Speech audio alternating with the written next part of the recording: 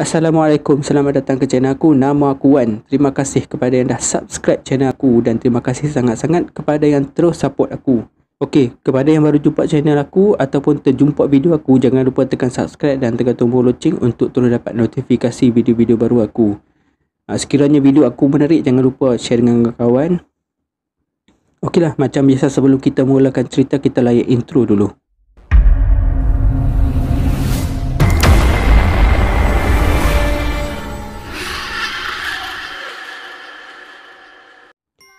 Okey, video kali ni aku nak sambung lagi cerita yang lepas. Kalau hampa ada ikut video aku, hampa akan faham. Kalau yang baru jumpa video aku tu, hampa tengok video sebelum ni, hampa akan faham apa yang jadi. Okey, kalau hampa tahu yang aku ikut abah aku ke Thailand, tolong orang dekat Thailand tu kan. Lepas tu abang aku call aku dengan abah, suruh ke JB stay dengan dia dulu kan. Lepas tu abah aku tolong kawan aku kena ganggu semasa dia buat nega sate tu lah. Sedap. Tapi dia hampa tahu lah dia menega sate apa kan. Dia tak elok. Jadi selepas aja selesai kejadian tu, kawan aku pun dah okey, alhamdulillah. Selang beberapa hari tu abah call aku. Time tu aku dah balik kerja lah. Abah call, abah cakap, Wan, abah ingat dalam sehari dua lagi abah nak balik kampung lah. Abah teringat kampung lah, abah cakap macam tu. Jadi aku pun cakap kat abah, tak apalah, kalau macam tu abah main duduk dengan Wan dulu dalam 2 hari macam tu. Lagi 2 hari Wan dah start cuti. Aku cakap kat abah tu. Lagi pun Wan ingat Wan pun nak balik kampung, nak ikut abah kan. Nak disingkatkan cerita, aku pinjam kereta toke aku dulu. Sebab time tu kereta aku accident kan. Jadi aku ambil kereta, aku pergi ambil abah. Bila dah sampai kat rumah aku apa, nak disingkatkan cerita lah kata. Bila dah sampai kat rumah aku cakap tak apa, abah duduk kat rumah dulu, nak pergi jumpa toke Sat. Sebab aku nak hantar kereta apa lagi kan. Bila aku dah hantar kereta apa, aku cakap dekat toke aku nak ambil cuti dalam 2-3 hari lagi. Aku nak ambil dalam 2 minggu, aku cakap macam tu kan. Lepas tu baru toke aku tahu sebenarnya bukan aku pergi ambil abah aku tadi saja nak duduk dengan aku, tapi nak balik kampung kan. Lepas tu toke aku cakap sebab apa kan. Lepas tu awal tu aku bagi tahu macam abah aku cakap tadi lah, dia rindu kampung. Lepas tu nak tolong orang kat kampung kan, ada yang minta tolong dia. Tapi toke aku tahu keadaan aku macam mana. Sebab yalah, dia dah jadi kawan aku kan. Dia kata tak apalah, aku faham. Dia cakap tak apa, ambil balik, release tension dulu apa, tengok keadaan abah kan. Time tu pun abah dah tak berapa sihat lah. Macam aku cakap kat video sebelum ni pun, hampa pun tahu abah aku jadi apa kan. Dengan mak aku pun hampa tahu kan apa yang orang buat dekat abah dengan mak aku kan. Sampai habis hayat depa pun masih orang buat lah. Okey lah, aku beritahu lah, mak dengan abah aku dah tak ada lah. Jadi aku cerita balik apa yang terjadi. Kalau macam hampa tahu, kalau aku bercerita ni mungkin awal tu hampa ingat aku ni tipu ke apa kan. Lah ni aku bertulis terang yang mak abah aku dua-dua memang dah tak ada. Mak aku pun tak ada, nanti aku akan cerita sebab apa kan. Macam abah aku sampai habis hayat pun aku cakap tadi, dibuat orang kan. Sama macam mak aku juga. Okey, aku akan terus cerita aku, sambung ke sambung. Kalau hampa nak tahu apa yang terjadi, hampa ikut je video aku. Panjang sangat pula aku bercerita kan. Okey, selepas aja abah sampai kat aku apa kan, aku pun duduk sembang-sembang dengan abah. Aku cakap okey lah, tak apalah, esok kita pergi beli tiket lah, aku cakap kan. Nak disingkatkan cerita, petang esok tu aku dengan abah keluar. Kami pergi dekat Skudai beli tiket. Bila dah selesai beli tiket apa, kami pun balik kemas-kemas pakaian kami. Malam tu pukul 9 lebih, masa bas kan. Jadi aku minta dekat toke aku tolong hantar aku dekat stesen bas Skudai kan. Ada bas express akan berhenti kat situ. Bila dah sampai kat situ, kami pun naik bas apa. Alhamdulillah selamat sampai dekat kampung. Bila dah sampai kat kampung apa, abah ajak aku singgah kat kedai. Macam biasalah abah. Hampa pun tahu kan, macam kalau hampa ikut video sebelum-sebelum ni, hampa akan faham keadaan perangai abah aku lah. Okey, bila kami dah selesai minum apa, duduk kat situ, abah cakap kat aku, ish, abah teringat kat kawan abah lah, nak kita pergi apa, kau jumpa kawan abah Sat. Lepas tu aku cakap, boleh je, tak ada masalah. Apa pun kita hantar pakai yang kita balik dulu kan. Takkan nak usung pergi merata kan, rumah orang pun usung kain baju kita. Lepas tu abah gelak-gelak, jom. Aku ambil taksi, kami dah sampai kat rumah sebab motor ada kat rumah. Bila dah selesai apa, hantar baju apa, ambil motor, keluar, singgah isi minyak apa, kami teruskan perjalanan kami sampai kat rumah kawan abah aku. Kawan abah aku ni dia duduk dekat Mahang, kampung abah aku juga. Bila kami dah sampai situ, aku tengok keadaan kampung tu pun banyak yang dah berubah lah. Dah banyak naik bangunan dekat Pekan. Walaupun tak maju macam Pekan Kulim apa kan, tapi aku tengok suasana tu aku suka sebab rasa tenang. Yalah, suasana kampung kan. Macam jiwa aku tak tahulah orang lain kan. Macam aku suka tengok suasana kampung. Yalah, aku pun asal orang kampung. Hidup orang kampung kan. Aku pernah susah, aku pernah rasa senang. Nak kata kaya tak, pernah rasa senang. Macam portal video sebelum ni kan, mau aku dapat job dengan abah tu kan. Dapat job macam-macam. Hidup rasa mewah tu, hidup alhamdulillah. Disebabkan rasa iri orang tu, hampa pun tahu kan sikap manusia ni kan. Jadi macam tu lah. Bila dah sampai sana, kami pun singgah kat Pekan tu. Abah pun selalu akan berhenti dekat kedai mamak tu. Kedai mamak tu memang dia dah tahu lah kalau abah pergi kat situ, kalau aku kecil-kecil pun akan pergi kedai mamak tu. Bila dah sampai situ, mamak tu pun tegur kami. Lepas tu dia pun panggil abah, dia kata, Rashid, lama hang tak balik kampung, hang duk mana lah kan. Dia macam biasalah kan, duk sembang-sembang apa. Dia kata, ni anak hang lah, hang nombor 2. Dia kata gitu kan. Aku terkejut lah sebab aku pun dah tak ingat sebab dah lama tak jumpa. Dia kata, besar dah anak hang. Dia kata gitu kan. Bila dah sembang-sembang, abah pun tanya dekat token mamak tu lah. Aku panggil Maidin lah, Mamak Maidin. Abah pun tanya, Maidin, apa Hasan mana Hasan? Lama tak nampak Hasan. Lepas tu Maidin pun bagi tahu dekat abah. Dia kata, hang tak tahu kan pasal Hasan? Lepas tu abah pun terkejut. Abah tanya, apa siapa dengan Hasan? Lepas tu Mamak Maidin habang dekat abah yang Hasan dah gila. Bila dah dengar macam tu, abah pun panggil Mamak Maidin duduk kat meja kan. Time tu aku dengan abah duduk lah. Putih macam ni memang tak boleh tinggal lah. Yang teh tu abah memang selalu minum. Tapi sejak abah sakit, abah hanya minum kopi O kosong tau. Kalau aku memang tak boleh lepas lah. Kopi O kosong gula pun tak ada, kelat berapa tau. Dah lah pahit kan. Aku tak tahu abah boleh minum macam mana kan. Okey, bila Maidin pun duduk kat abah pun tanya kan, apa yang dah jadi dekat Hasan sampai dia jadi gila kan. Lepas tu Maidin pun mulakan bercerita. Dia beritahu yang Hasan ni dulu dia ada suka dekat orang, satu perempuan dekat kampung kita dekat. Dia kata macam tu kan.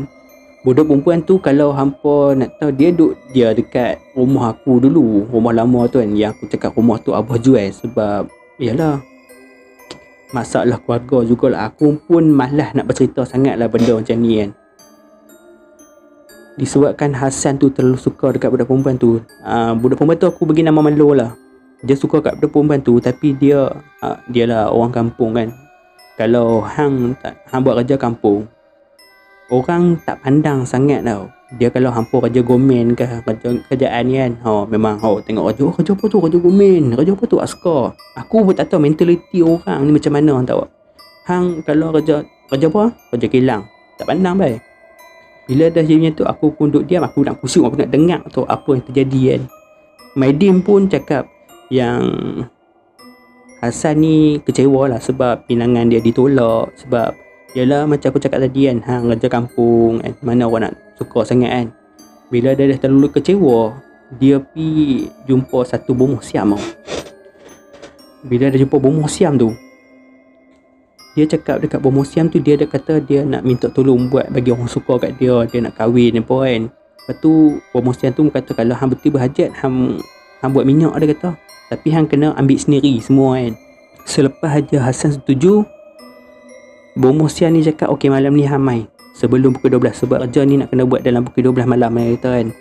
Tak boleh lewat, tak boleh lebih sangat kalau nak mulakan kerja tu. Nak dijadikan cerita malam tu, Hasan pun pergi ke rumah bomoh tu, bomoh siam tu lah. Bila dah sampai ke rumah bomoh tu, Hasan pun nak ketuk pintu, tak sempat nak ketuk pintu. Bomoh siam tu dah buka pintu tau. Dia kata aku dah tahu hang akan sampai. Memang betul-betul niat nak buat. Bila bomoh tu cakap macam tu, bomoh pun panggil dia masuk, duduk dalam kan. Bomoh cakap, okey, minum air apa dulu, nanti kita nak pergi terus sana tempat yang kita nak buat tu. Time tu Hasan dah terpinga, nak buat apa benda ni kan. Kata tadi nak buat aku minyak kan. Dia cakap latih tu. So hang cakap apa? Aku tahu apa hang latih hang. Hang ragu-ragu kan. Hang tanya pasal apa? Minyak tak ada lagi kan. Lah ni aku nak suruh hang buat sendiri daripada tangan hang ambil barang tu. Baru aku buat minyak kat hang. Bila dah dengar macam tu, dia kata ish. Dia disebabkan dia dah kecewa kan. Dia dah tak peduli apa akan jadi kan. Apa nak jadi. Yang dia tahu dia nak dapat minyak tu, dia nak pick up perempuan bagi suka kat dia tau. Nak disingkatkan cerita, mereka pun pergi ke tempat yang mereka nak ambil barang tu. Rumah tu tak cerita lagi tau dekat mana. Jadi mereka pun pergi. Dia bila dah semakin dalam hutan tu, dia nampak satu kawasan tu, dia macam rasa kenal tempat tu. Bila dah semakin dekat, dia terkejut, dia kata kubur. Dia cakap dah orang yang bomoh ni tutup mulut dia cepat-cepat sebab dia cakap terlalu kuat kan. Time tu dekat kubur tu ada orang jaga, dalam 3-4 orang jaga kawasan kubur tu. Bila dah sampai kat kubur tu, bomoh tu baca jampi serapah bagi orang yang jaga kubur tu tidur. Macam pukau jugalah. Bila dah mereka tidur, yang bomoh ni pun tarik Hasan masuk dalam kubur tu, pergi cangkui kubur tu. Yang Hasan ni betul takut pasal orang hati tidur tu terlimpang kat tepi-tepi kubur tu kan. Bila dah selesai cangkui apa dah korek-korek sampai dekat liang, nampaklah jasad dalam tu kan. Bomoh tu pun buka aja kain kapan tu, angkat kepala, nampaklah kepala budak perempuan dalam tu kan. Anak darah lah senang. Lepas tu yang Hasan ni takut kan, dengan tangan tergetak kan. Dia kata buat apa kan, cucuh dagu kan, bakar dagu lah kan. Bila dah bakar dapat minyak apa, mereka pun tanam. Mereka pun jalan balik keluar daripada kubur tu.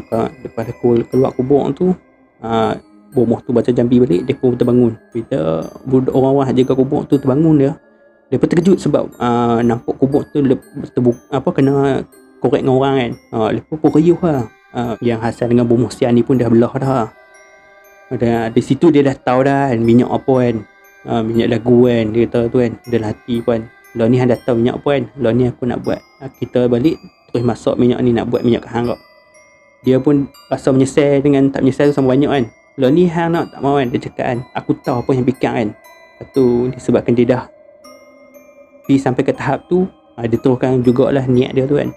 Selepas selesai je jampi serapah dekat minyak tu, bomoh tu pun bagi dekat Hasan lah minyak tu kan. Lepas tu adalah beberapa syarat dekat Hasan kan, yang bomoh tu bagi. Lepas tu salah satu syarat dia kata minyak tu tak boleh letak dalam kampung, kena letak luar kampung lah. Itu yang aku dengar lah daripada Muhammad Maidin bagi tahu dekat Abah. Okey, kalau hampa tahu apa yang terjadi kalau siapa orang yang pakai minyak dagu ni, lepas tu syarat-syarat yang tempat lain dengan apa yang aku cerita ni tak sama, apa boleh mesej kat bawah lah, sebab ada yang aku tak tahu. Okey, nak disingkatkan cerita, selepas dia ambil minyak tu, dia pun niat macam tadilah, dia niat nak pick up Melo tu balik. Jadi dia pun jumpa Melo time tu pun dah bertunang dengan orang pula. Dia lagi sakit hati. Bila dia dah tahu macam tu, dia pun jumpa Melo. Dia pun pergi calik minyak tu lah kan. Bila calik minyak tu, perempuan tu jadi apa? Perempuan tu terhangau kat dia. Bila perempuan tu dah hangau kat dia, dia pun balik rumah. Perempuan tu malam tu pergi retuk pintu dia dengan bawa bantai pun, pergi retuk pintu dia, kata Melo cintakan abang apa semualah dengan air. Biasalah orang bercinta kan. Tapi yalah, bercinta bukan daripada atas dasar hati lah. Hampa pun tahu daripada mana kan. Bila dah jadi macam tu, dia pun rasa seronok kan. Melo pun dah suka kat dia. Dia pun tengok minyak ni pun dah menjadi. Dia nak try kat orang lain pula. Dia try dekat budak kampung sebelah. Dia try mendapat. Dia pun minta duit lah apa kan. Hidup dia pun dah semakin mewah. Sebab dia hidup atas titik peluh perempuan tau. Bila dah semakin teruk, yang mak ayah Melok ni pun dah rasa semakin pelik lah. Sebab apa? Anak dia semakin angau teruk sangat dekat Hasan ni kan. Jadi malam tu mereka tak bagi Melok keluar. Melok duk jadi meracau dalam rumah apa kan. Pergi duduk kat tingkap, pergi tengok bulan, duk sebut nama Hasan apa kan. Duk macam duk ada macam orang angau teruk kan. Tapi ni terlebih teruk kan. Ayah Melok ni pun dah tak sedar hati. Ayah Melok pergi jumpa ustaz. Okey, bila dah jumpa dengan ustaz pun balik rumah. Ustaz terkejut sebab tak sempat nak masuk rumah. Depan pintu je dah nampak Melok kan. Melok duduk kat tepi tingkap. Dari tingkap ruang tamu kan.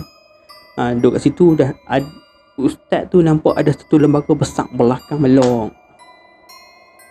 Jadi ustaz pun cakap dekat ayah Melok ni masuk dalam ambil air Ustaz. Sebab dia nak masuk rasa panas dia kata kan. Rumah tu. Jadi bila dah ayah si Melok ni keluar bawa air apa, ustaz pun baca dekat air tu beberapa surah kan. Nak disingkatkan cerita, ada perlawanan daripada Melok tu nak bagi minum air tu lah. Masa nak bagi minum air tu, alhamdulillah dapat bagi minum. Lepas tu perempuan tu pun dah lembek jatuh kat situ. Dia dah lemah lah maksud aku. Ustaz pun masuk. Ustaz pun ruqyah kan si Melok ni. Ruqyah rumah tu bergegar tau, bergoyang. Sedangkan rumah batu atas tanah kan, bukan rumah kampung macam dulu-dulu yang rumah atas tu.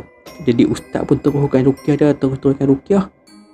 Yang mungkin makhluk ni terasa panas sangat kan, macam kena api neraka kan. Dia pun keluar. Sebelum dia keluar tu dia maki dekat ustaz. Lepas tu dia cakap, aku akan musnahkan keluarga ni, aku akan matikan budak perempuan ni, aku akan musnahkan keluarga ustaz pun macam-macam lah. Dia ugut Jadi bila dah selesai alhamdulillah makhluk tu pun dapat keluar daripada Melo pun dah jadi elok balik. Lepas tu Melo bangun macam orang bangun tidur kan.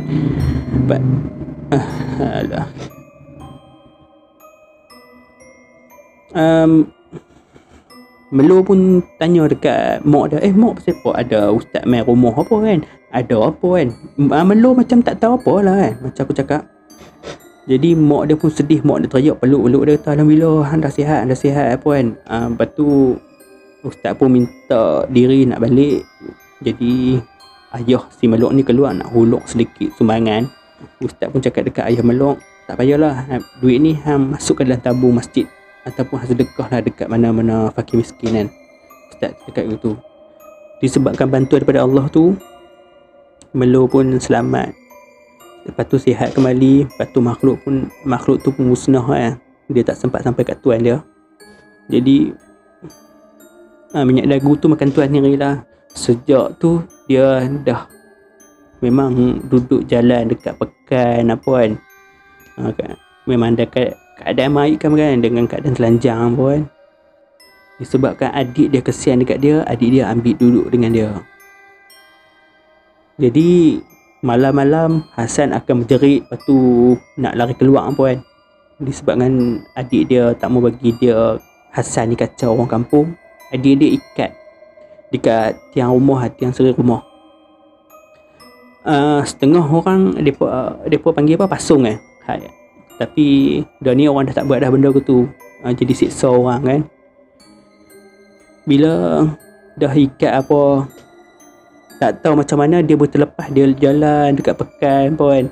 Tapi dia dah tak kacau lah orang pun kan. Cuma dia tengok orang, dia salam sembang juga. Tapi sembang cara dia lah, sembang gila kan. Tengah aku duduk dengar Mak Maidin duduk sembang dengan Abah tu kan, duduk cerita pasal Hasan ni.